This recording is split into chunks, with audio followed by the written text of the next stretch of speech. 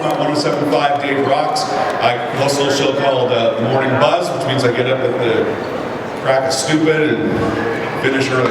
I don't know how many years we were trying to figure out. I think this is my 16th or 17th year emceeing, and always honored, and I love dealing with all of the volunteers, so we're going to give them a big hand later. They do such amazing, amazing work.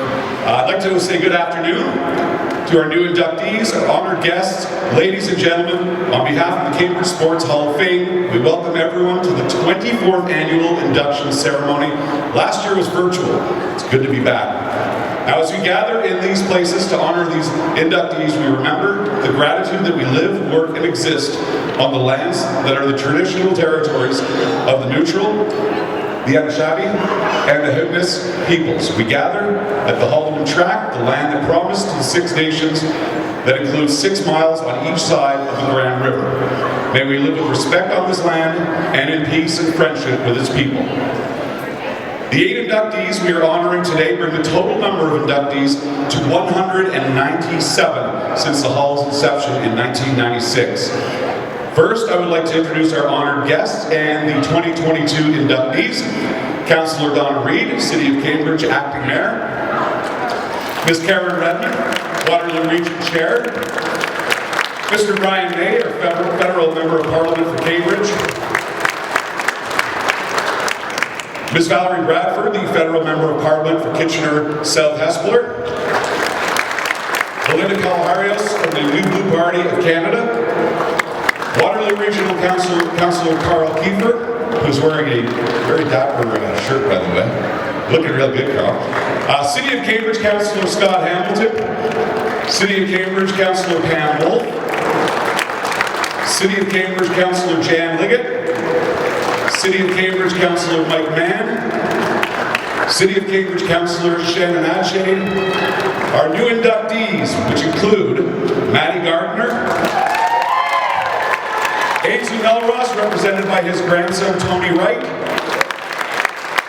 Josh Wayper, Lorri Baier and Lloyd Eisler, who is represented by his mother Bev Eisler, and Benedetti, John Hancock, and we have our team inductees, the 2018 and 19 Cambridge Cheer Sports Great White Sharks, who will be represented by Alicia Yancey. And of course, I think we all know this gentleman, a new inductee, Bob Howison.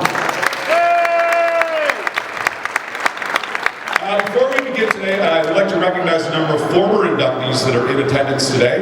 Rob Benedetti, who was inducted in 2014. Ladies and gentlemen, please give a great round of applause for our honored guests and both the new and old inductees. I now call upon Acting Mayor Donna Reid to bring her greetings.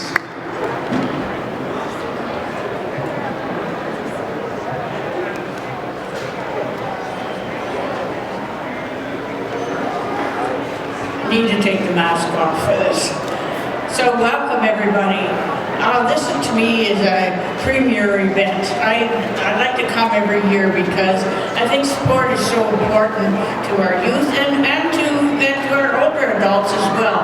So I know that in Cambridge we take great pride in being able to have many sport events take place, and we take extreme pride in our people who actually attain all of the accolades that they have.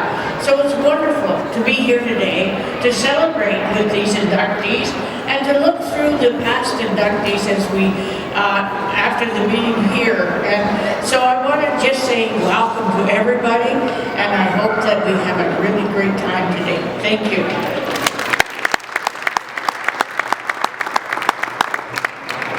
Thank you, Donna. I would now like to call upon Regional Chair Karen Redmond.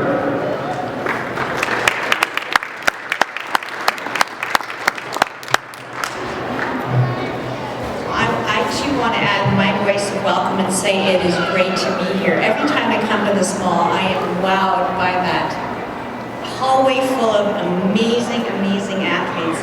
And I'm also here to tell you that I am Karen Redmond, Chair of the Waterloo Region, and I'm not Carl Kiefer. And Carl apparently comes every year, and when I talk to Carl, I keep reminding him the region has bigger than Cambridge, and Cambridge is bigger than Preston, but his heart beats for Preston. And I've heard all of his stories about being a hockey player and being a little bit scrappy in the corners, but I have to tell you, I grew up in Preston, and I'm always identified with the outstanding athletes that came from Cambridge. Actually came from Preston right then, and that makes Carl really happy, but that's before amalgamation. The region and the city have a long history of athletic excellence, and I want to thank Cambridge Sports Hall of Fame for chronicling this history, and not only spotlighting the athletes, and we're honoring some today, but the individuals and teams, but also the coaches, the broadcasters, and the organizers who make this tradition of excellence possible. I recognize the breadth of this is reflected in this year's inaugural class, and on behalf of Regional Council and admiring fellow residents, I want to applaud this year's 2022 inductees. Congratulations on your excellence and your achievements.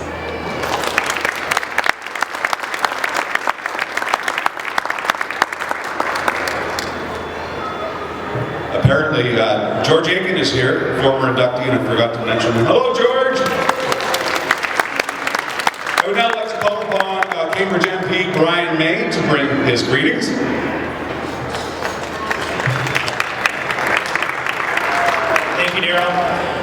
Wow, I'm so happy to be here with all of you. This has been obviously a very long stretch since we've been able to gather like this. And I just simply want to bring my thanks to the organizers of this event every year. It's really good to see you in person and not just on a little box on a screen. And I want to echo the two previous speakers. This is really a premier event for us to be able to come and participate, and thank those that have worked so hard to participate and not just as a participant in sports, but builders of the sports within Cambridge, the community. It is a cornerstone, and I agree, Karen, walking through this mall, sometimes we take for granted this amazing installation here, but I strongly recommend those of you that are walking by and hearing our voices, stop and take a look at the history of sports in this city. I think you'll be very surprised at some of the names and some of the faces that have come through this city. And you know, I just feel a lot of pride and admiration for those folks over there. So thank you very much for having me once again. Daryl, I don't know if you're looking to do this again, but I think you do a great job every time you're here. And so a big thank you for Daryl as well for helping us out with this event. Thank you for the kind words, Brian. I love doing this, by the way. Any of the volunteers can tell you it's always on my calendar. It recurs first Saturday every May. It's right around my brother's birthdays too, so I get out of hanging out with them for a little while. Now it is my esteemed pleasure to recognize the following individuals and teams. Maddie Gardiner's gymnastics career began early. She was 3 when she joined the Cambridge Kips, and she loved the sport from the beginning. She tried swimming, but well, the water was too cold. Ballet was fun, but gymnastics was way cooler and different from the other sports. Gymnastics had 4 events or disciplines, so you got to do something different each time, and there was a different focus on each one. As she grew, her natural ability, not to mention top-notch coaching at the Kips, helped her to reach the national team by age 11. At Elite Canada that year, she won gold on the beam, and at the gymnastics meet in Montreal the following year, she won gold in the all-around event finals and individual gold in the beam and silver bars. At the Canadian Championships 2 months later in BC, she won the all-around silver in the senior division, and then represented Canada in the inaugural World Junior Olympics in Singapore that August. She was ecstatic about being an alternate at the 2012 London Olympics. Her high school years were a lot more work, because at that point, she was putting in 25 to 30 hours a week and going to school. Man, that is just crazy. Shortly after the Olympics, Maddie broke both of her wrists and was in casts for 8 weeks. During this time, she realized that although she didn't want to continue in elite gymnastics, she wasn't ready to give up the sport. A friend who attended Oregon State University suggested she get in touch with them, and after an official visit, it was love at first sight. She said, "I love the coaches, the other girls, and the city. It was the best 5 years of my life." At that point, said Maddie. There were many high points, twice finishing third on the beam at the Nationals and being named Female Athlete of the Year, but it also gave her good footing for a medical career. After graduating from Oregon State in 2018, she got her nursing degree from the University of Toronto in 2020. Ladies and gentlemen, please welcome Maddie Gardiner, 2022 inductee into the Cambridge Sports Hall of Fame.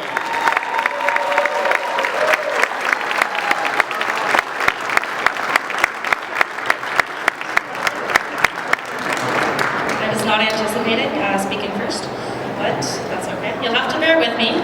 Public speaking makes me far more nervous than Olympic trials ever did, so if I'm shaky, I apologize. First off, a big congratulations to all the other inductees. This is so exciting.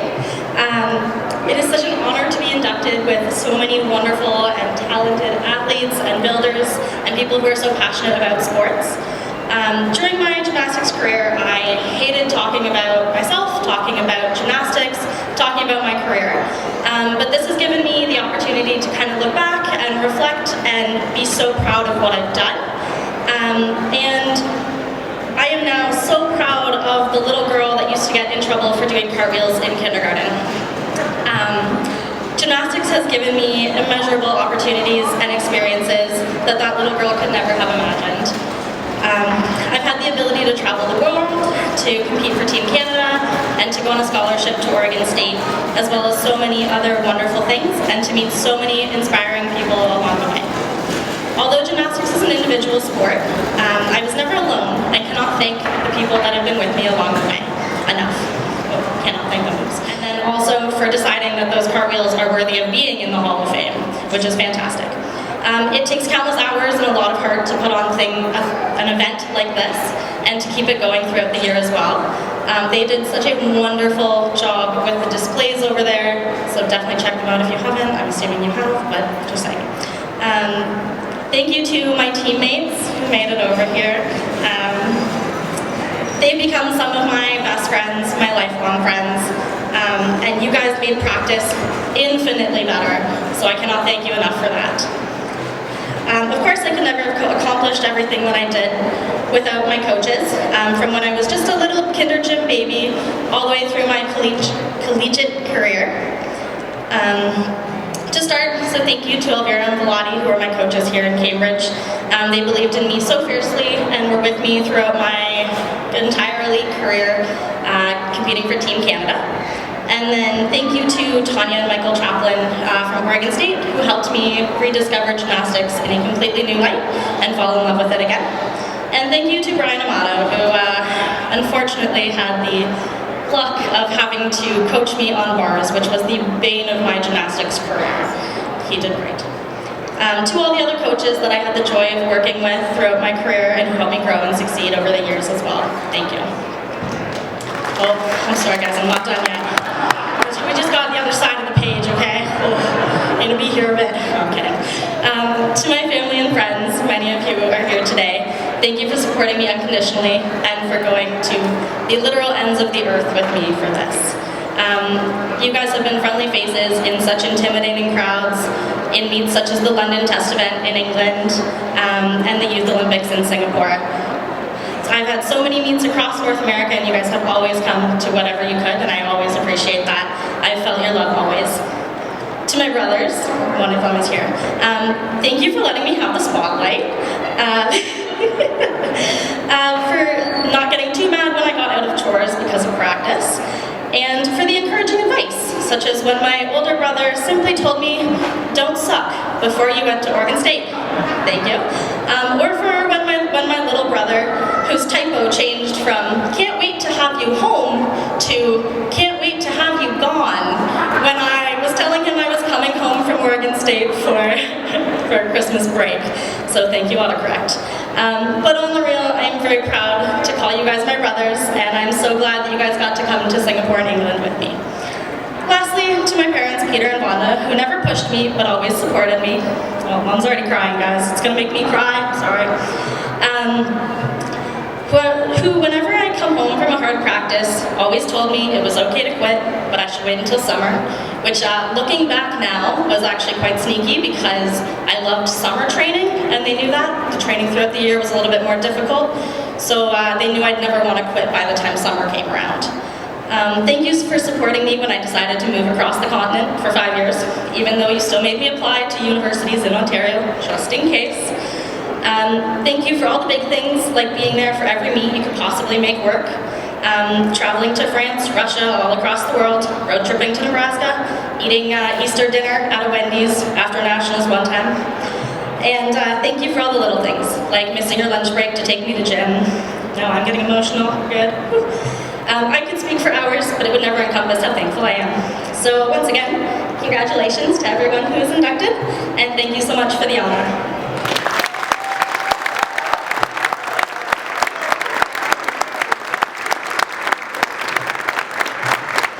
For somebody who's nervous to speak in public, I think you did pretty well. I'd like to acknowledge some other former inductees who are here. They just come along every once in a while. Herb Morton, Paul Ross, and Jim Cox, who are all in attendance. All right, here we go. When old-timers in the mid-1900s gathered to talk about Galt's greatest athlete, the name Ainslie Melross invariably entered the discussion. Right up there with Normie Hymes, who was later named Cambridge's Athlete of the 20th Century by the Cambridge Sports Hall of Fame.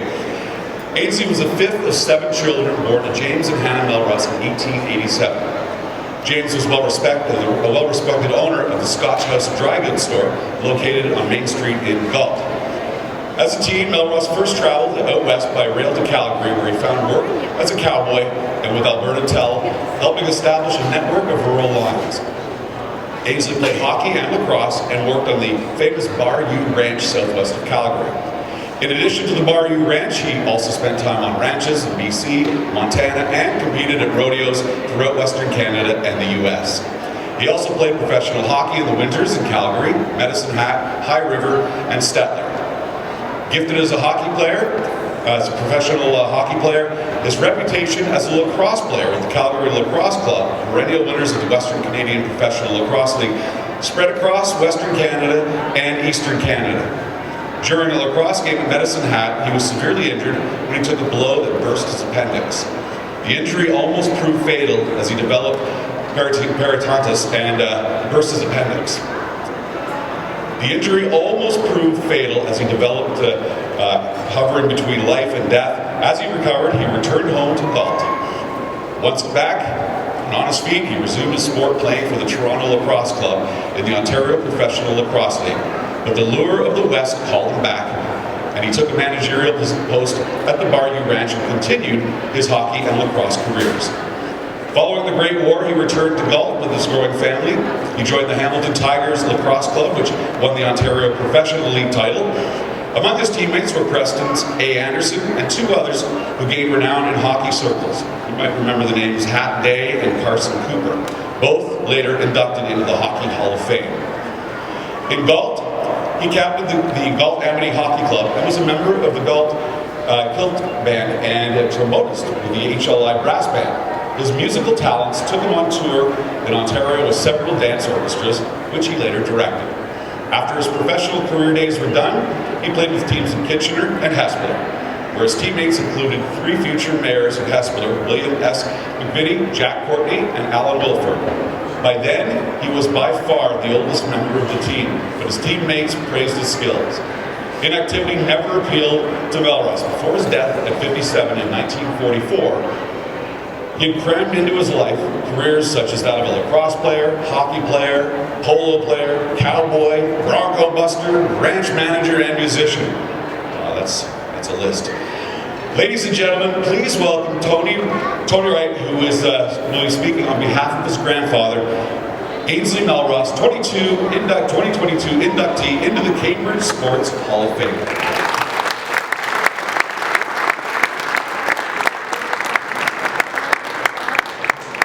Thank you for that tremendous introduction.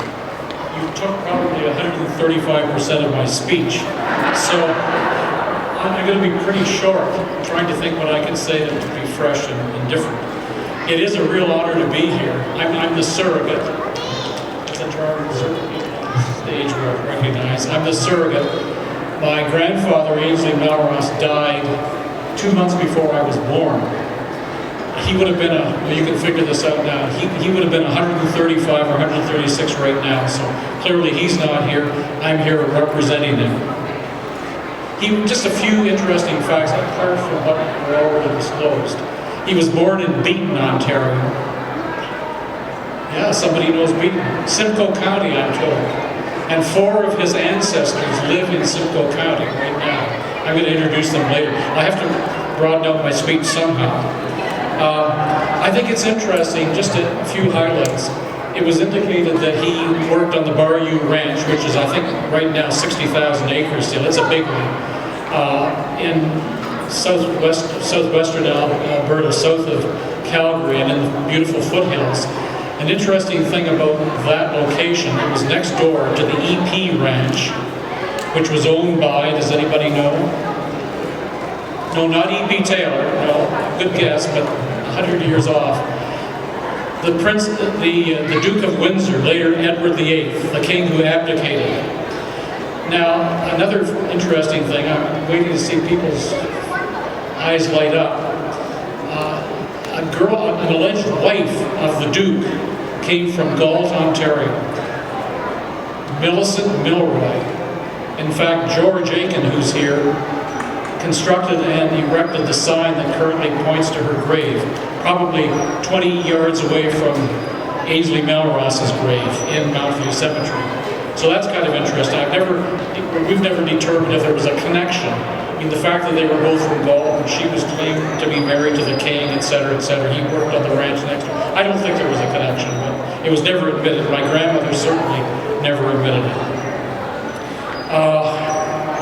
He worked on ranches in British Columbia and Montana, as well as in southern Alberta. He was a bronco buster, not a trait that I inherited. He was in various rodeos. As was mentioned, he played hockey professionally, lacrosse professionally. He was a polo player. He traveled with the Canadian team to the Yukon and Mexico, 2 extremes, to play for them. Unlike some of the athletes on the stage, he was never in the Olympics, but he certainly did some amazing things. Back in Galt, a couple of things to mention. When a deer escaped, some of you, although I don't say many, might be old enough to remember the animal enclosure at Victoria Park in Galt.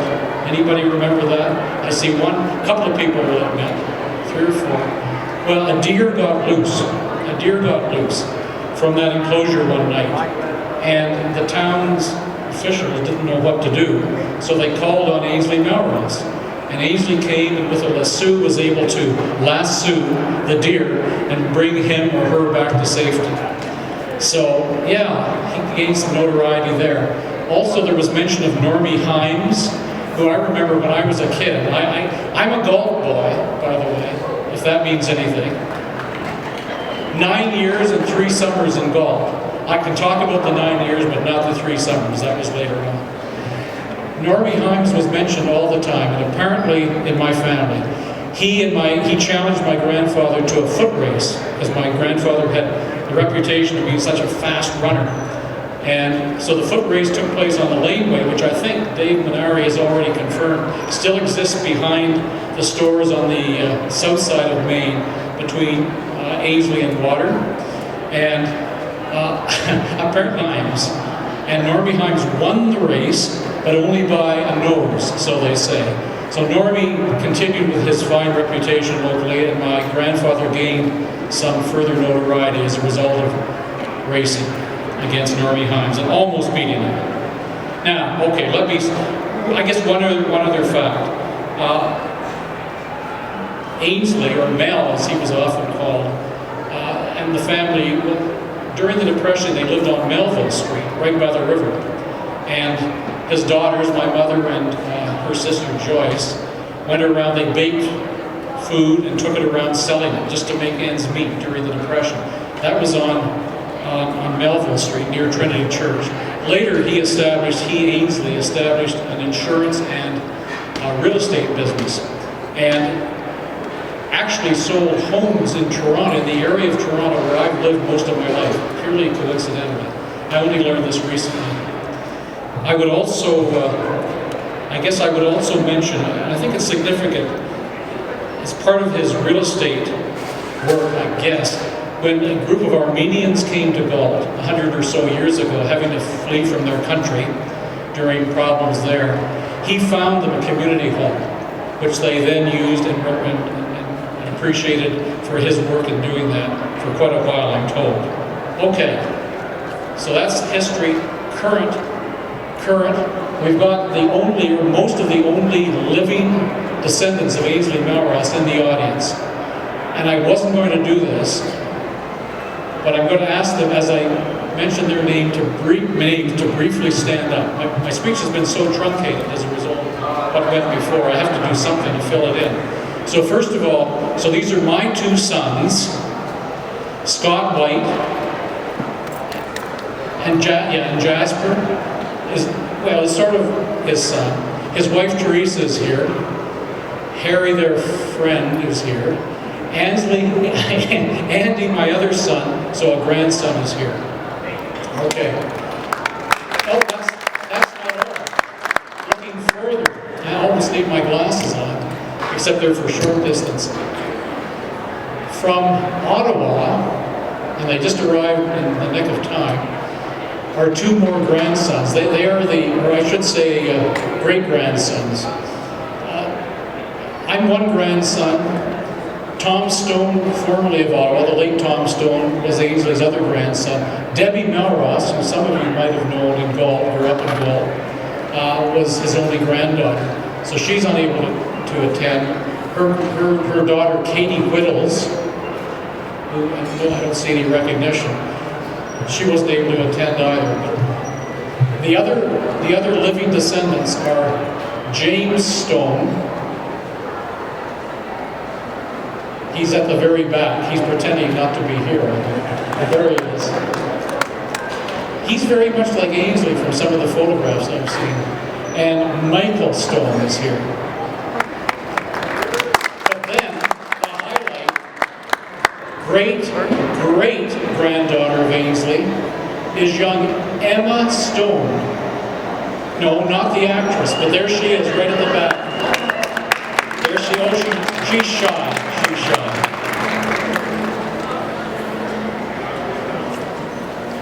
Okay, I think I've covered most of the territory.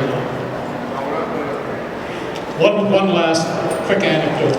Graham Melross, my uncle, and Ainslie and Florence, his wife, had two sons. One, unfortunately, passed away in infancy. His name was Billy. He was named after his dad. And then there was Joyce, and then my mother, Gertrude. But Tom Stone, I'm sorry, now I'm getting myself confused. Graham Melross, who worked at the Gore for many years, and you might know him, was traveling in Western Canada a number of years ago. And he met an old-timer somewhere southwest of Calgary. And when the old-timer heard Graham's last name, Melross, he said, "I once knew an incredible lacrosse player by the name of Melross. Is there any chance you related?" Well, that shows that his fame subsisted and still recognized then, I guess today. His picture hangs in the Canadian Lacrosse Hall of Fame, and I believe it's in New Westminster, BC. So now his picture's two or three pictures are going to hang here as well. So thank you very much. Congratulations to the other inductees. Incredible feats on your. I feel like you're all here legitimately. I'm sort of here, as they say, as a surrogate. So congratulations to all. Congratulations to the organizers and the people who run this. I think this is fabulous. Although I left Galt in 1953, I think I would come to visit this facility frequently. So thank you.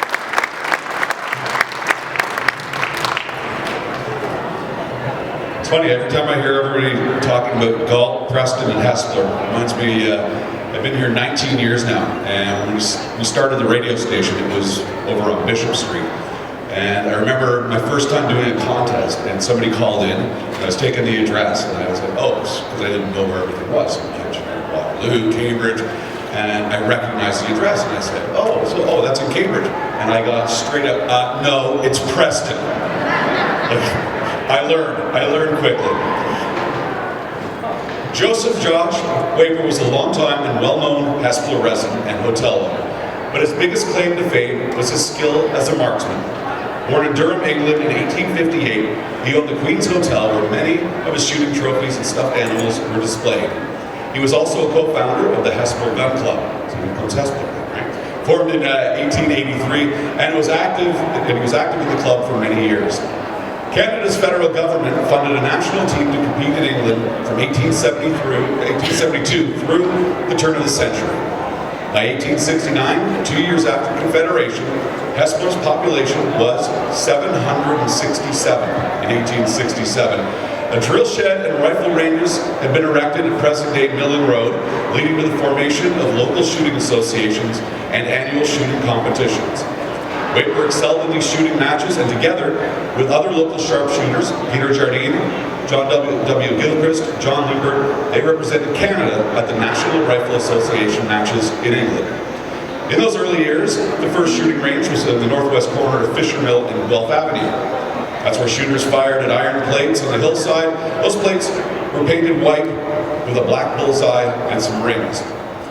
In 1883, Wayper founded the Hespeler Gun Club and was an active member for many years. The Hespeler Rifle Association was dissolved following the First World War. The Hespeler Gun Club was discontinued in the 1960s.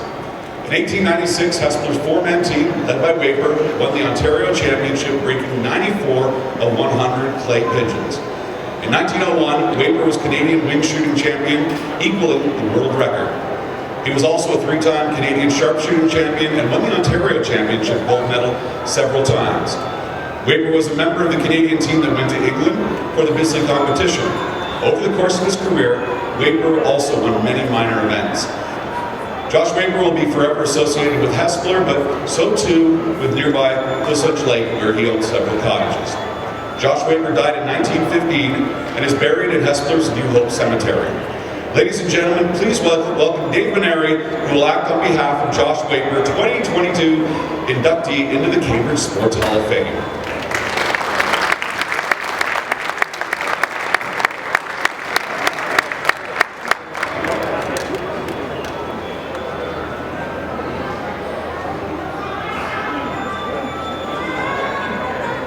Hi there. Josh Wayper is one of those rare inductees that we don't have a representative for. So I'm accepting his plaque on behalf of Josh Wayper and the family and his descendants and whatnot. Is one of those people that is recognized, and we wanted to make sure he was recognized because of his great exploits and so forth in shooting. And we didn't want to forget it. And even though we don't have a representative or we can't find any descendants, we still think it's important for the Hall of Fame and for posterity that he's recognized. So his plaque is going to be on display, of course, and if there ever are any family members, please make yourself known to us so we can duly recognize the family. Thank you very much.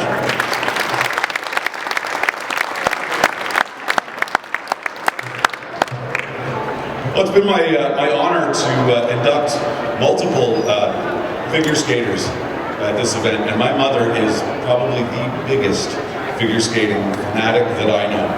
And I told her today, she's like, oh, who are you inducting this year? When I mentioned Lorri Baier and the name Lloyd Eisler, she lost her mind. She lives in Montreal. She was ready to jump into her little Toyota Camry and head on out here. When Mitchell's Lorri Baier and Seaforth's Lloyd Eisler were first paired together in 1973, the two were so young they wouldn't even hold hands, as Eisler recalls, because I was afraid of Lorri. The two were exactly the same weight, and Lloyd was unable to lift Lorri above his head. When we won the Canadian Championship at the novice level, we had on an overhead lift and a U-throw double axel, which was pretty amazing for such young skaters. The following year in junior, they had to do the required lift standing still at the beginning of their program because Lloyd was still not strong enough to lift Lorri. Well, that all changed in 1 year He grew 10 inches, gained 60 pounds.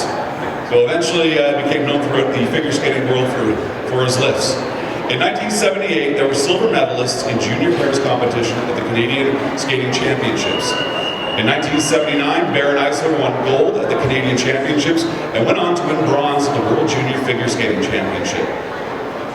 At their first senior Canadian championship in 1980, they skated amazing but finished second to Barbara Underhill and Paul Martini, who went on to represent Canada at the Olympics.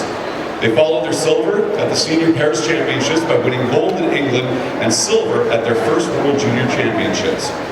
Also in 1981, they finished 9th in the World Pairs Figure Skating Championship and earned a Cambridge Athlete of the Year nomination once again. Lorri and Lloyd trained at the Preston Figure Skating Club, so here we go, Preston Hesper Golf. With world-renowned Paris figure skating coach Carrie Leach. Lorri and Lloyd were also the first team in the world to perform back-to-back throw double axels in a competition. I think I did that once, but I was playing hockey and that was by accident. I think I broke an ankle. It wasn't good. Lorri and Lloyd were also the first team in the world to perform that. They finished their career in Copenhagen at the World Championships in 1982. After Lorri retired, Lloyd continued pair skating and had success with Kathy Matusik and later with Isabelle Brasseur. Lorri, after retiring, went on to have a very highly successful teaching and coaching career in Denmark and later in Canada. She now lives in Kitchener. Lloyd is married to actress Christy Swanson, now operates one of the premier power skating schools for hockey players throughout the USA, and he lives in New Jersey. After almost a half-century since they began skating together, Lorri and Lloyd remain good friends and are still in touch with each other. Ladies and gentlemen, please welcome Lorri Baier and Lloyd Eisler, 2022 inductees into the Cambridge Sports Hall of Fame.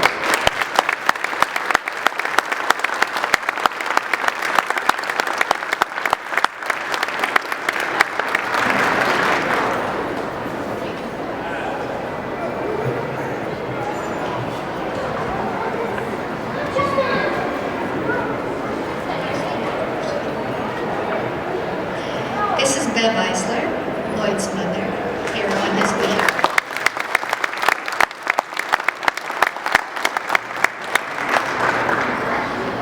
We would like to congratulate our fellow inductees and thank you to the Cambridge Sports Hall of Fame Committee. To be honest, it was a long time ago. 40 years exactly. No, we're really not that I never expected this, but I am sincerely honored and privileged to be inducted into this Hall of Fame. I want to say thanks to the Preston Figure Skating Club and the people that were involved in that club and in the community. In particular, we were very lucky to have a wonderful rink crew. And I see here one in our crowd, Mr. David Ross, who we knew of as Crow back then. They were amazing, always gave us perfect ice to train on. And I also have to give a shout out to a guy who we then thought of, they were known as the rink rats, right? Mr. Frank Phelan is also here, who was one of those rink rats, and he became my brother-in-law. Hey, couldn't have done it without you. I'd also like to thank my sister Sherry, who was a figure skater as well, is also an inductee in this Hall of Fame. She is also in the crowd. She was with me every step of the way.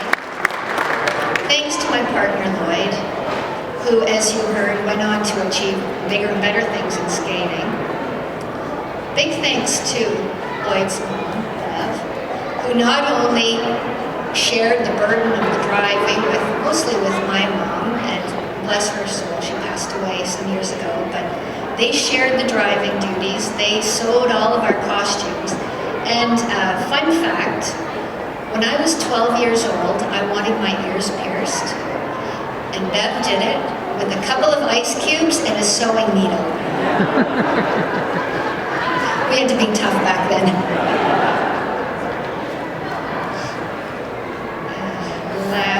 Lastly, I want to say thank you to my partner Kevin, my two wonderful children, and our add-on, another added child, Emily, Brody and Delaney, Kevin, who always help me to keep my figure skating years in perspective. Thank you so much. Sorry if you heard a phone going off, that was my mom calling. Seriously. Unreal. And Benedetti's induction into the Cambridge Sports Hall of Fame marks her as one of the few father-daughter combinations who have been honored by the Hall. Her father, Robert Benedetti, was inducted in 2014. And a multi-sport athlete throughout her formative days growing up in Cambridge, was a decorated university athlete while at Western and Queen's. In her early years, she excelled in softball, speed skating, basketball, and soccer, but only discovered lacrosse while at university. While in grade school, she played basketball with the Kitchener Boys Youth Travel Team, and during high school, she was a point guard for the Cambridge Basketball Girls Travel Team.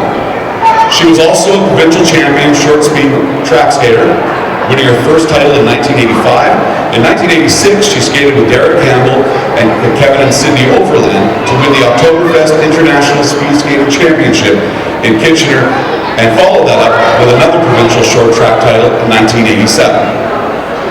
She also joined Team Canada, where she played 7 years as a midfielder, a role model for young women. In 2000, she was named to the Canadian Association of Advancement of Women in Sport and Physical Activity. In 2001, she played for Team Canada at the World Cup in England, where her team finished 4th, losing to host England in the bronze medal game.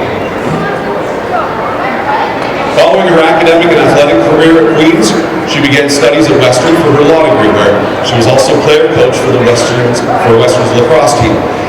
In 2003, she was named Western's Outstanding Female Scholar Athlete, and the following year, she was invited to study at Oxford University, where she obtained her Master's of Law degree.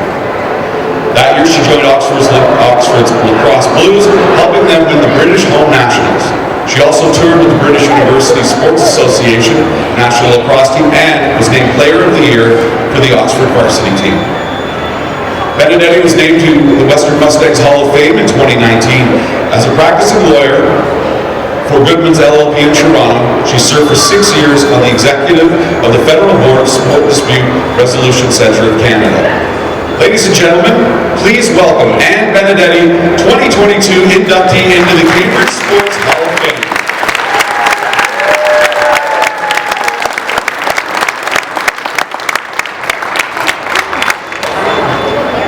Thank you very much. Congratulations to my fellow inductees and our honored guests. I'm overwhelmed by this honor and must start by thanking this incredible institution, the Cambridge Sports Hall of Fame. It's a very impressive memorial to our city.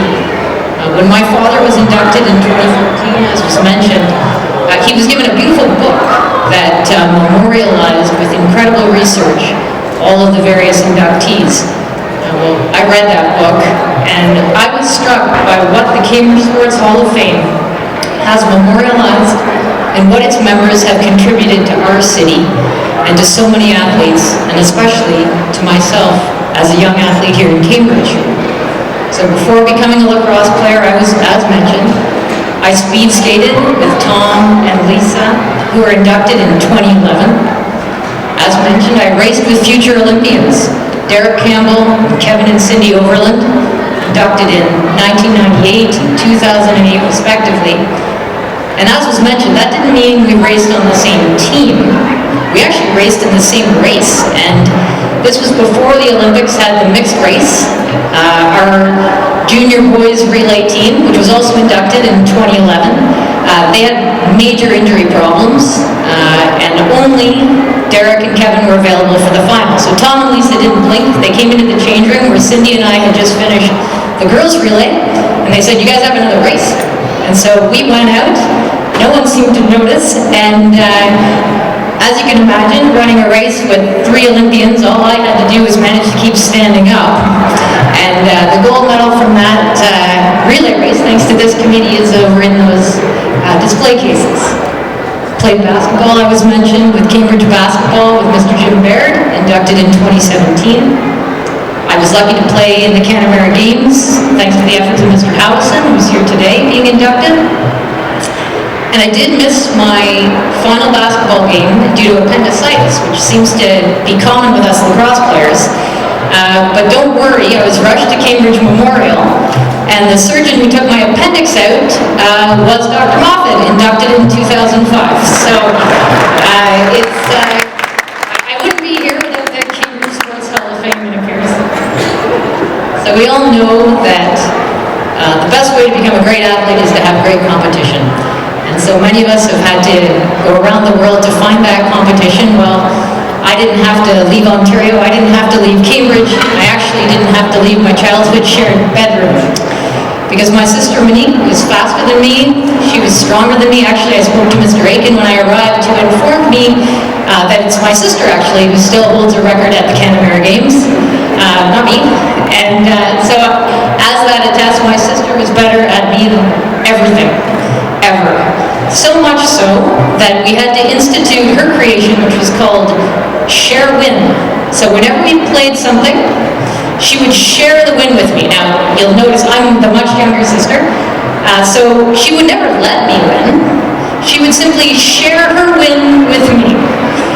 And probably that's one of the reasons why I'm here today. I want to thank my parents. I think my mother definitely doesn't get the credit she deserves at these sports events. It was my mom who taught me how to hit a baseball. It was my mom who tied my speed skates. And it was my mom who took me to those freezing cold swimming lessons at Eddie's pool, and I'm sure some of you were there with me too. It was cold those mornings. One of my proudest sports moments was at a mother-daughter baseball game at Churchill Park. And my mom learned how to play baseball behind the church at St. Clement's, and so she has a very unorthodox batting stance. So my teammates did not anticipate her ability, and when she hit that first pitch, my mom smashed a walk-off home run. And my 10-year-old sporty heart had never been so proud. Many of you have had the pleasure to play sports in Cambridge. There was basketball, track, football, or soccer with my father, Bob Benedetti, who was inducted in 2014. Like many of you, I was never able to catch my dad in a race. I could never take the ball from him playing soccer or basketball when he would take myself and my brother and sister out every night to give my mom a break and to play sports. And growing up, I had one goal. I wanted to be just like my dad. I would stare at his national team photos and certificates and trophies and dream. And as many of you know, what makes my dad special is not how fast he was or how many goals he scored. It was how he used his skills to make everyone around him achieve their goals. And so to be here today, inducted into this hall with my father, is a gift that I could never have dreamed possible.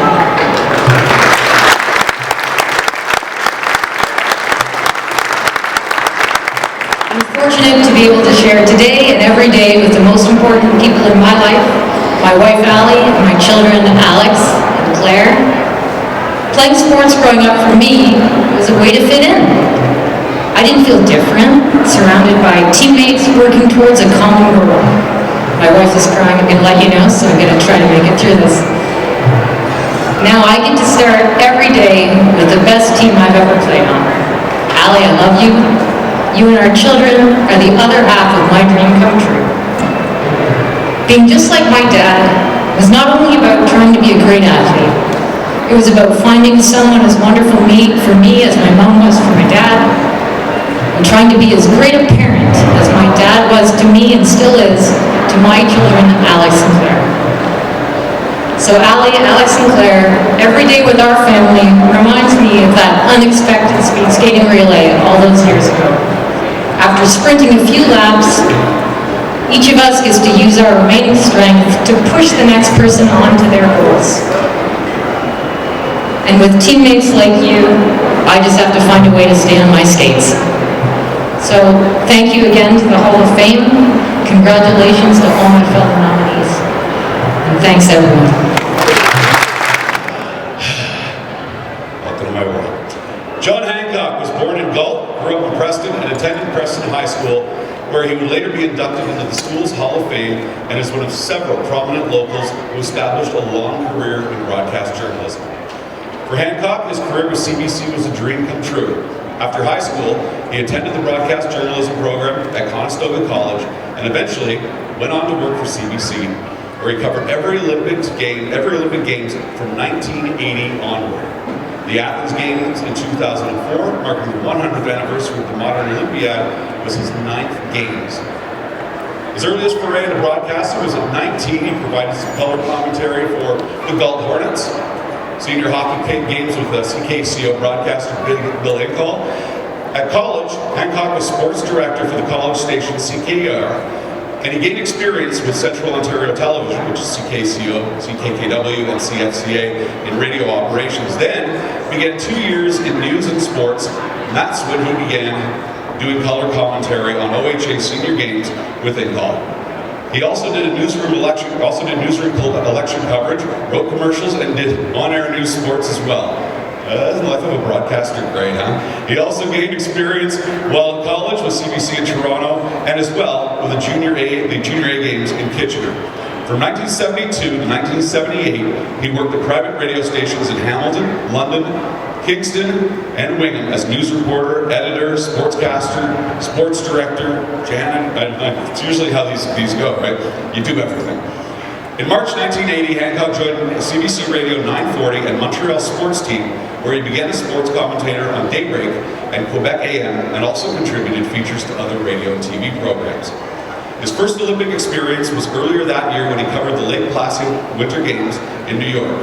In 1984, he was working in the Los Angeles Olympics, and in 1988 covered both the Calgary Winter Games and the Seoul Games, where our local runner, Doug Costaville, is competed, and where Ben Johnson actually, he was at that one. Yeah, he was a reporter and a host at the 1998 Nagano Winter Olympics, in which locals Luke Sauter, Kevin and Cindy Overland, and Derek Campbell all competed. Now, like most broadcasters, Hancock's job was to not make the news, but report it. Though he didn't turn the tables on at least one occasion, which I'm sure he'll tell you about, which made national news headline. I want to hear that story. Hancock typically delivered his cross-country sports report from Halifax and on CBC's Ottawa's morning show. They were engaged in some friendly banter, and at the time, Hancock's home studio phone rang, and I'll let you tell the story, because it's funny. There have been many highs throughout Hancock's lengthy career. One was calling the play-by-play on CBC Radio nationally for the gold medal hockey games for Canada's men and women at the Salt Lake City Olympics in 2002.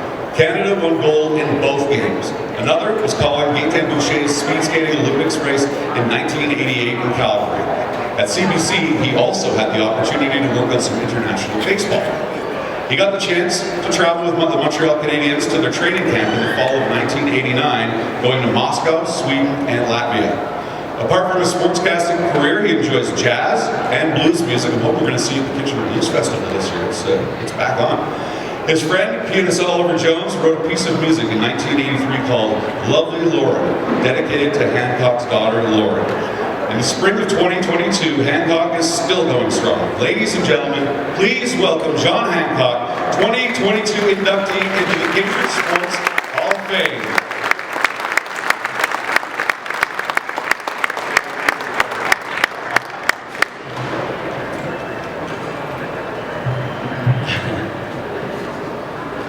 I'm actually nervous.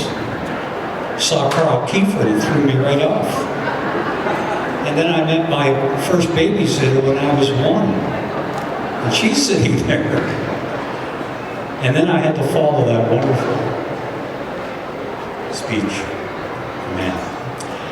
I thought being inducted into my high school Hall of Fame a number of years ago was a big deal. And I had no idea that this was about to happen. My brother Bill knew about it ahead of time, but I didn't know. And I've been getting a swelled head from all the different people that have reacted, but it really is a nice thing that this is happening to me, and I just wish that the ceremony had been held at the Shade Street Arena, which is what I call it then, right? because that was the first time that I got a chance to do something in broadcasting, thanks to Bill Call in Kitchener. I was just 20 years old then and starting Conestoga College, and the Galt Hornets were in a desperate battle to win the Allen Cup that year. And I can still remember players like Howie Dietrich and Ron Hergott and Ron Boomer, and John Beachy and Ron Smith. Those people, they're still engraved in my mind because that was the first big deal for me. Bill actually put me on the air and let me talk about what we were watching. And it took a lot of guts for him to do that, because I didn't really know what I was doing up there. But it was the start of things, and I can't begin to remember all the stories that have happened to me over the years. I know that I loved the different Olympics that I was able to go to. Calling the play-by-play of the Canadian men's and women's hockey championships in 2002. I don't think I've ever been as nervous as before those hockey games, because there was so much magnitude to that. Canada hadn't won a gold medal in men's hockey in 50 years until they won that in 2002. And we had such great players that year. Mario Lemieux, Steve Eisler, the list goes on and on. And I didn't get a chance to do play-by-play a lot because that wasn't my job. I didn't work for Hockey Night in Canada. I was a regular sportscaster on a daily basis, but when the Olympics came along, they wanted me to do play-by-play. So I guess calling play-by-play when I was a kid on the street helped me a lot. Kids used to look at me thinking I was kind of odd doing that while we were playing road hockey, but I guess it primed me for what I did later. I'm trying to think of the biggest challenge. I think it was the 1996 Olympics in Atlanta, and that was the year that the bomb went off in the area where all athletes and reporters gathered. The Olympic village, not the village really, but a center where everything was happening. Luckily for me, I was not there at that time. I was doing an interview with Dr. John at the House of Blues, and I wasn't even at this, but I remember I had to call Donovan Bailey's gold medal win in the 100 meters the following morning, and we had a heck of a time getting into our studios because everybody was being checked by police after that bomb had gone off. But that was a nerve-wracking day for me, calling that Olympics. But there are so many stories, and I'm not going to keep you going because I know you have other people you want to hear of. I just always wanted to be a sportscaster ever since I was 5 years old. It was what I always wanted to do, and I've continued to do it, and I'm still doing it now. I'm in my 49th year as a broadcaster with CBC. I'm 44 years with CBC, and I love every minute of it. I love talking to the different hosts across Canada, and it's ever great to have met and interviewed athletes like Gordie Howe, Wayne Gretzky when he was 17, I knew Wayne, Donovan Bailey, of course, Gaetan Boucher. But I love covering the university and high school sports too. They're just as much fun as the pros. I have a lot of fun with that. So thank you all for coming out. This is a great honor to me. I want to thank my wife Roberta and my daughter Lauren, who Oliver Jones wrote that song for, and her partner Jeff, and my niece Brooke and her husband Jesse and their 2 children, my brother Bill and his wife Joy. They're all here. I see the Eddies from Hamilton are here. Thank you all for coming out, and thanks for coming on this special day. It's very special for me. Thank you.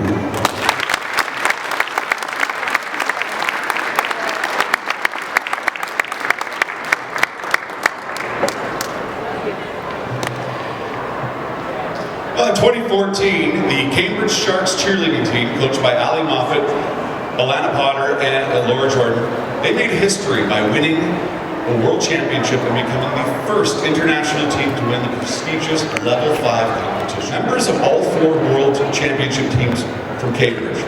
During the competition at the Walt Disney World Resort, the Great Whites received a surprise visit from honorary Great White Jenna Dowers, a North Carolina youngster who earlier met the team at their training facility in Cambridge as part of a Make-A-Wish request.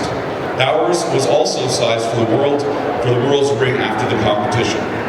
The team seemed poised for a run at the world title in 2018 after finishing second the previous year and then going undefeated in Canada and with a win at the NCAA All-Star Nationals in Dallas, Texas. In 2019, the Cambridge Cheer Sports Sharks, they set 5 teams to compete in different levels at the World Cheerleading Championships. Ladies and gentlemen, please welcome Great White Sharks coach Ali Moffat to speak on behalf of the teams as the 2022 inductees into the Cambridge Sports Hall of Fame.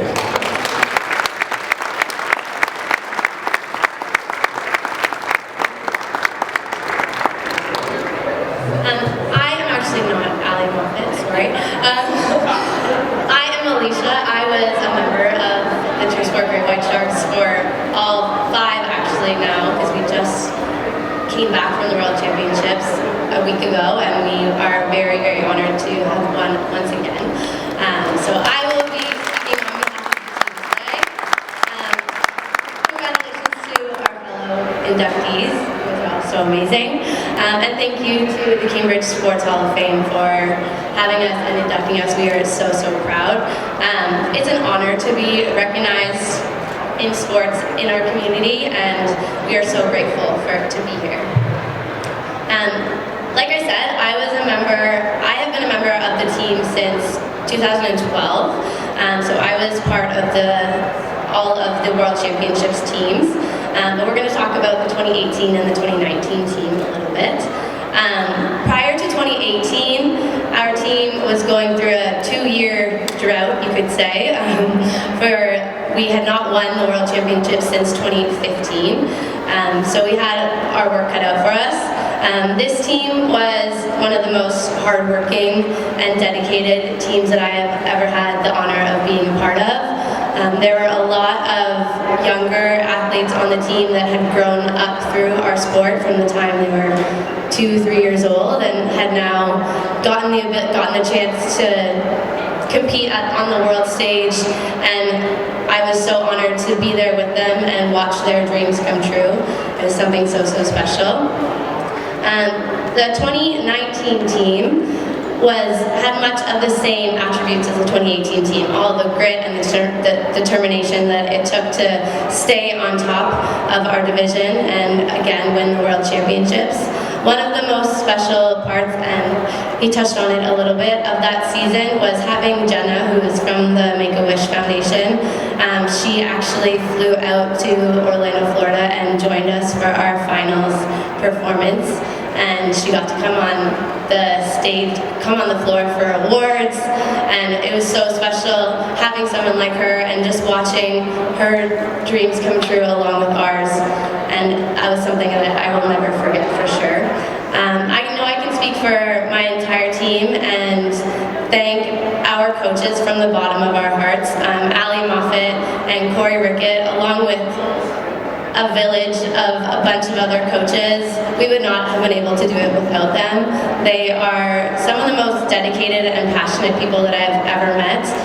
Ali is also the owner of Cheer Sport Sharks as well as the head coach of Great Whites. She has the biggest heart, and I am proud to call her one of my very great friends and that I've known for over a decade now, but she just is the most passionate person I've ever met and devotes her entire heart to this team. Again, I would like to thank the Cambridge Sports Hall of Fame for inducting us this year. We are so very honored, and thank you all for being here. I also think of Dr. Bob. Growing up in Windsor, Ontario, Bob Howison attended Walkerville Collegiate, where he played football and basketball, as well as track and field. I didn't play many sports when I was younger, he recalled, but it was in senior public school, high school, when he really began a lifelong attachment to sport that's been part of his life ever since. After graduating from high school in 1972, Howison went to the University of Western Ontario to take science in preparation for entering Western's dentistry school. He enjoyed his years at Western and made many friends, one of whom, an Oshawa native named George, he chanced upon at the start of his physics class during his freshman year, and, well, they became lifelong friends. After 2 years at Western, Howison was accepted into dentistry. He graduated in 1978. It was a chance that brought him to Cambridge. Dentistry offered him the opportunity to be self-employed, and after seeing Kitchener a few times during Oktoberfest, it got him. He had a desire to return to the area. He opened up his own practice. In 1978, he also contacted Len Bates to find out about local basketball programs. That led to playing with Mike Kilpatrick, and in 1979, he played and coached Canamera for the first time. He became the convener for basketball at Canamera, and then he became the sport coordinator and eventually became the first non-Rotarian chair of Canamera. The games owe their origins largely to Rotary in the city of Galt. Howison remained with the Canamera committee until the games ended in 2005. Howison served 2 terms as Canamera chair, but maintains it didn't matter who was chair because Canamera was such a well-run machine it could have run itself. As Howison became further involved in the community, he joined the YMCA board, another offshoot from his Canamera connections with John Hind and Dave Cars.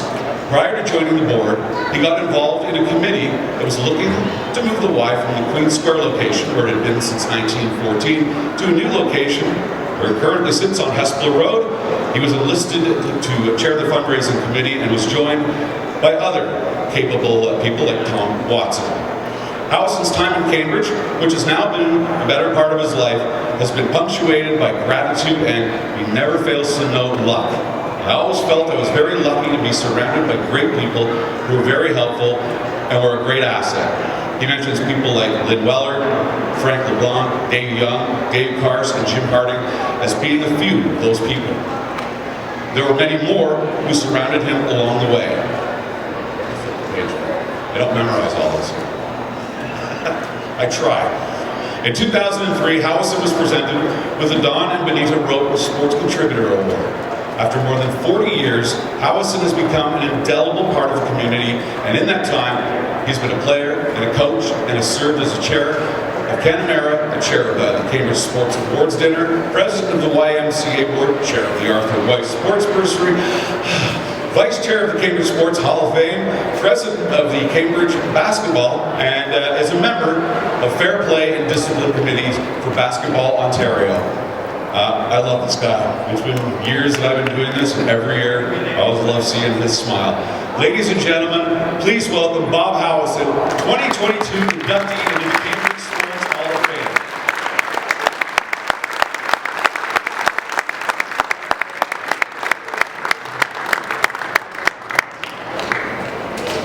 Until they were finished up with that list of things that I've been involved with, my feeling is sort of, thanks, Don. I was going to start by saying that if most of you probably feel by that last guy's resume doesn't measure up to world-class Olympic athletes, Olympic broadcasters, except for the guy on the end that last suit, where his great-grandfather last suit a deer or something. So thank you, Daryl, for that kind of direction and introduction. First, I want to thank the Selections Committee for this honor, and obviously congratulate all of you. Way better than I.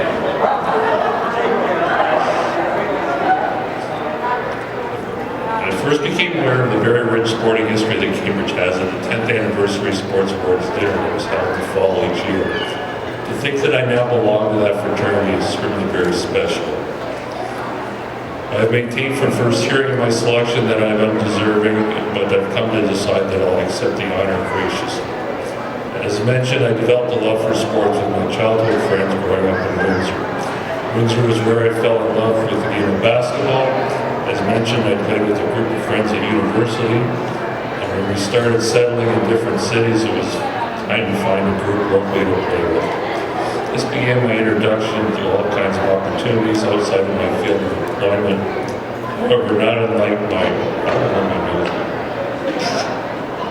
apologize for that, I don't have COVID. I know that's what you're thinking. My resume doesn't measure up, and he's got COVID. What is he doing here? However, not unlike my practice, I will go on to meet and be supported by others in the community that probably would never not have otherwise.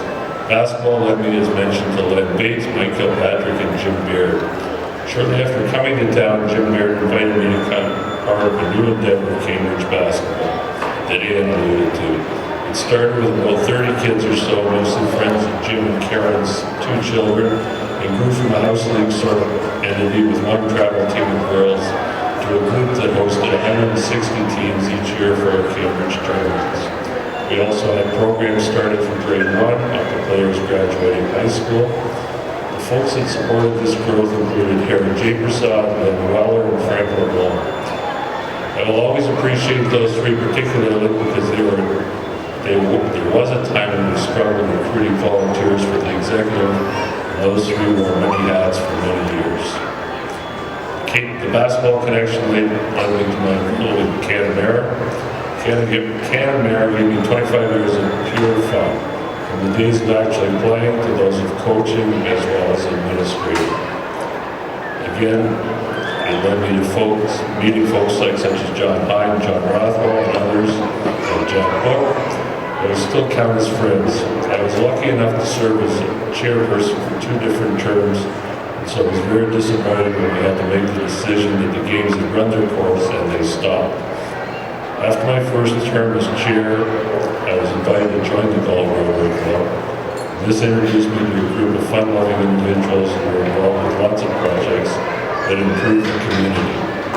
In connection with John Hine led me to my next opportunity, which was at local YMCA. This was during the time that the Y decided that in order to continue to meet the needs of the city, he was going to have to find a new site and build. I didn't realize how often this topic was going to come up through the course of the day, but I've got written here, I had not been in Cambridge with the 3 communities enjoyed, and so as much as I had heard about these wounds that had not healed, I'll admit I was not prepared for the reaction of Y members about the move to Hesper Road. As a little aside about the Galt Preston and Hesper issue, my first Christmas I went to the post office to mail out some Christmas cards. The Galt office had 2 red boxes, which I was in. One said Galt, the second one said Preston, Eisler, and overseas. I don't know what player was supposed to do with their cards, but I should have recognized this as a sign of how things stood. But the Y opportunity allowed me to meet many of the real pillars of the community, people like Dave Moffett, Tom Watson, Jim Hardy, and Lynn Weller. These folks, along with many others, made the move an amazing success. I've had some memorable experiences in my career, and actually came to remind me when Brian and Karen were moving their chairs around, because we all know that we fixed that problem now, but we lost Brian at one of the induction ceremonies and slipped down between the things. Your daughters went down with you too? Okay.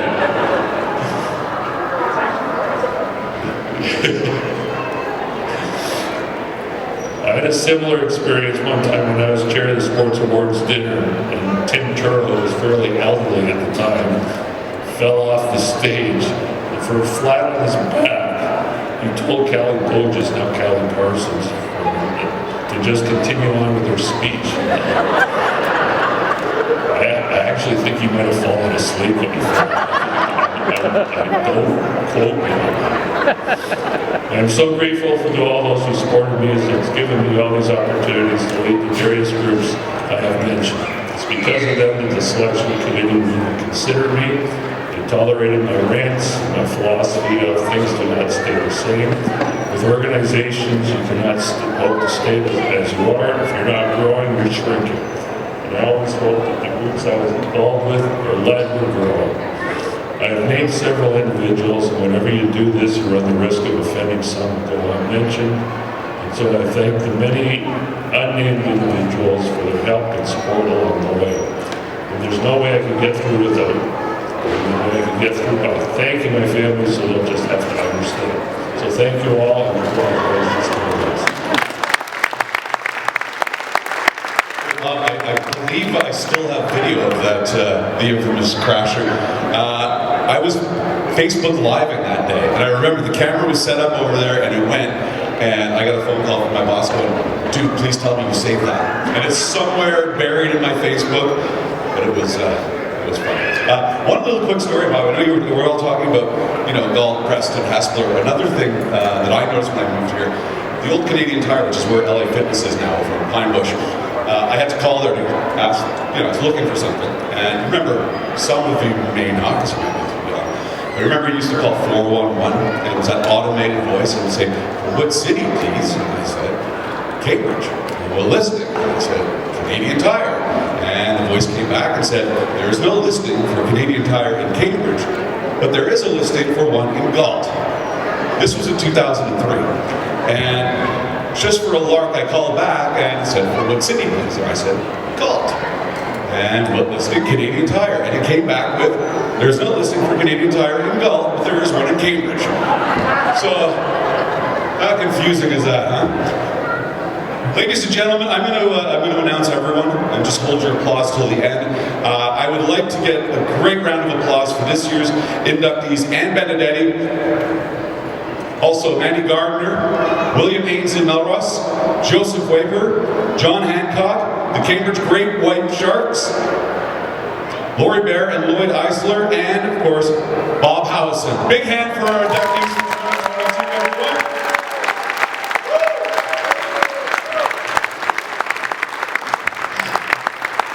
I now call upon Gary Hedges, chair of the Cambridge Sports Hall of Fame, to say a few words.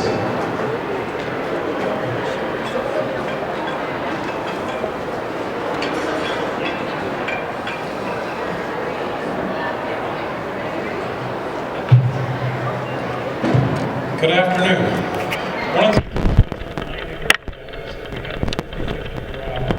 Because Daryl forgot. Sorry. Anyway, I'll try and give you a bit of history and a bit about what we do on a day-to-day basis, etc. So it's a fun time. Anyway, the Cambridge Sports Hall of Fame Founders Meeting was held in February of 1996. In November of 1997, the first group of inductees was announced at the first annual Cambridge Sports Awards banquet held at the Eisler Arena.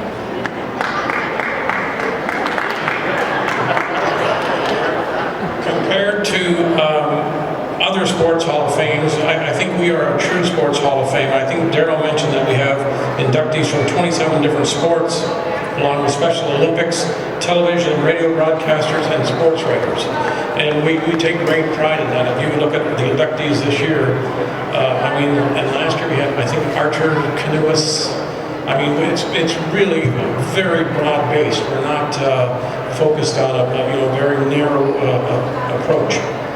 I want to tell you a bit about our mission. Our mission is to annually induct athletes, athletic teams, and builders as determined by the selection committee, to maintain a permanent and public sports Hall of Fame in Cambridge. And many people have commented on our display here. Some are probably seeing it for the first time. And then I guess it was a few years ago when the economy was a lot stronger and everything else, we were struggling, thinking that Moorgarden was going to somehow give us the old heave-ho. Luckily that has not happened. And I think we have some, everybody's told me today that even for the first time that they love this display. Anyway, excuse me. Now I lost where I was. To maintain a permanent and public sports Hall of Fame in Cambridge, to perpetuate the names and deeds of Cambridge's sports figures, and look at this stage and previous years, to support secondary school graduating athletes in furthering their post-secondary education. And our mission is faithfully carried out by a dedicated group of volunteers, and we honestly have a great team. I want to just name our team. Some are here today, some could not make it, but if you could please put up your hands so people could recognize you. And these are in alphabetical order, so first is Bruce Bevan. Sorry, okay. Dean Bevan is not here today. Jim Cox. Bob Howison, I think he's over here. Bob McIver. Dave Benedetti, over here. John Morton. And I was lucky to see John Morton's dad, Herb, today. And I haven't seen him probably in I don't know, 30 or 40 years from the days when when the Sleeves played the Goers, and Herbie used to chirp me from the bench as the catcher at the Sleeves. But it's amazing. Anyway, so let me keep going here. Alan Peterson, Paul Ross, John Rothwell is not here today. Dave Willock, over there.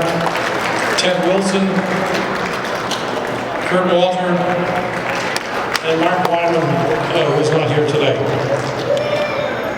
So for us, our major expenses are maintaining and updating our displays, and we have other displays in the city, and operating our annual induction ceremony, which is this wonderful day, and we provide scholarships to one graduating student from either of the high schools in the community. We have partnered with BrokerLink Insurance, who will provide a $500 scholarship for each graduating student, for each of the selected graduating students. And Bob Cunningham, who has been inducted as a builder, has provided a $2,500 scholarship to one of the 8 students since 2013. He passed recently, and he has bequeathed funds for the Bob Cunningham Memorial Scholarship to provide a $5,000 scholarship to 2 of the BrokerLink Scholarship recipients. So 2 of those people will receive $5,500 each. Our scholarship event will be held on June 22nd at the Black Shop Restaurant to present our scholarships and honor the students. Now, we are a registered charity, and the Sports Hall of Fame encourages and appreciates in-kind donations and any contributions to help pay ongoing costs. And it's very important. I think I've just recently, from my cousin Barb, she found a letter from the Second World War from her to her father, who was a prisoner of war, from related to Lorri Himes, who has been mentioned earlier. So, and she gave me some curling things and things her dad is inducted in the hall personally. So any sports memorabilia to add to our archives, and we have somewhere between 4,000 and 5,000 sports memorabilia pieces that we monitor and manage. So I think we do a really good job of saving and preserving these things. Now we have 3 annual fundraisers. We have our 14th annual golf tournament coming up on Saturday, May 28th at 1 p.m. at Brookfield Golf Course. There's some flyers over here, but the cost is $130. It includes golf, cart, steak dinner, and prizes. We have a live and silent auction, and entry forms are available at the registration tables I just mentioned. The second fundraiser is the Hamilton Family Theater, and this year we have chosen The Sound of Music on Saturday, December 10th at 2 p.m. And you can go to the Drayton Theater website to buy tickets or whatever, to get more information. The other big fundraiser for us in the past has been the NHLPA sweater raffle. Normally we would sell tickets for it, etc., but this year, due to COVID, we're going to have that sweater auctioned off at our golf tournament, because that way we'll hopefully be able to generate some more money. And this year's sweater is an authentic Shea Weber from the Montreal Canadiens. And I think it was 2 years ago we had Alex Ovechkin, and the person that won that draw then donated it back to Sports Hall of Fame, and we were able to auction it off at our golf tournament. So it's a major fundraiser for us. And I think a couple of years ago, Bob, through his contacts, got us Toronto Raptors golf ball signed, or not golf ball, basketball all signed. So it's Bob does a wonderful job. Anyway, what I want to do now, if I can, is extend our appreciation to Gardiner for allowing us to be here, and to Tracy Leonard and her staff from the Cambridge Center to help us get all of this prepared. Zares on Constable Boulevard here in Cambridge helps to provide the flowers. Angus Audio, earlier, anyway, for providing the audio for our thing. And we need to just briefly say thank the following people. You'll see various signs up here. Tim Hortons, Canadian General Tower, the Baier Regional Heritage Foundation, Toyota Motor Manufacturing Inc., the Earl Sage family for their request, the Catamari Games for sponsoring our display cases. Now, I would like to personally thank Dave Neri and Jim Cox for all their time and effort preparing plaques, programs, and inductee displays. We have truly an amazing display, and we have Dave and Jim do a phenomenal job. And last but not least, I'd like to thank Dale Long from Dave FM for his dedicated efforts in emceeing our annual event for these many years. I don't know how he does what he does.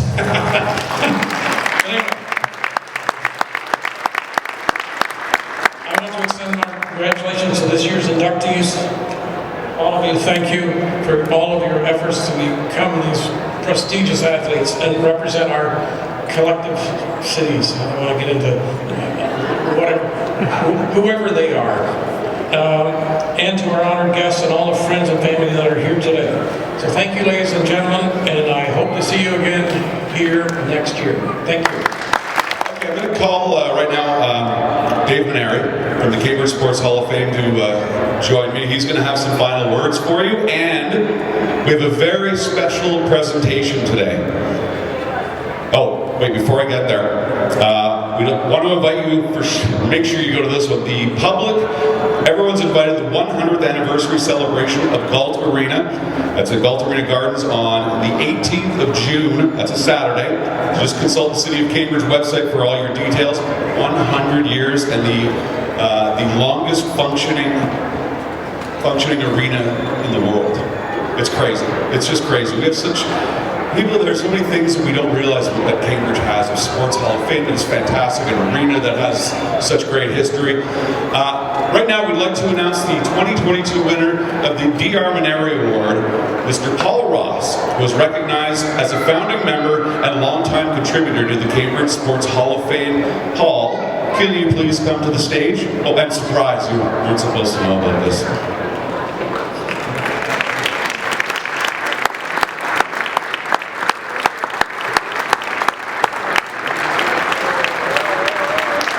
This was a bit of a surprise for Paul, so.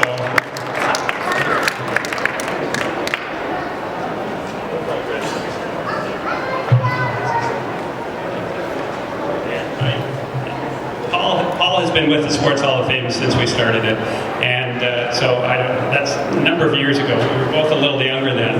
Anyway, thank you, Paul, for everything you've done over all the years. He's an inductee into the Sports Hall of Fame as a builder for everything he's done. But this is an extra special award as a founding member and so forth. Thanks, Jeff. Thank you, Dave. I'm truly humbled by this special presentation.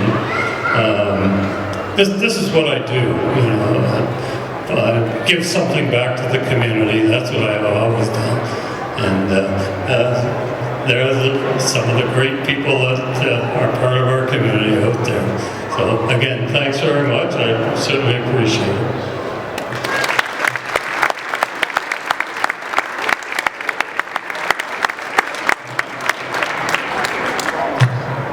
Well, everyone, that brings things to an end. So, on behalf of the Cambridge Sports Hall of Fame, I'd like to another hand for all of our inductees this year. Congratulations to all of you. Thank you, everyone, for coming out and making this such a great. It's so nice to be back and not having to do it virtually. And we hope to see you all here next year. All right.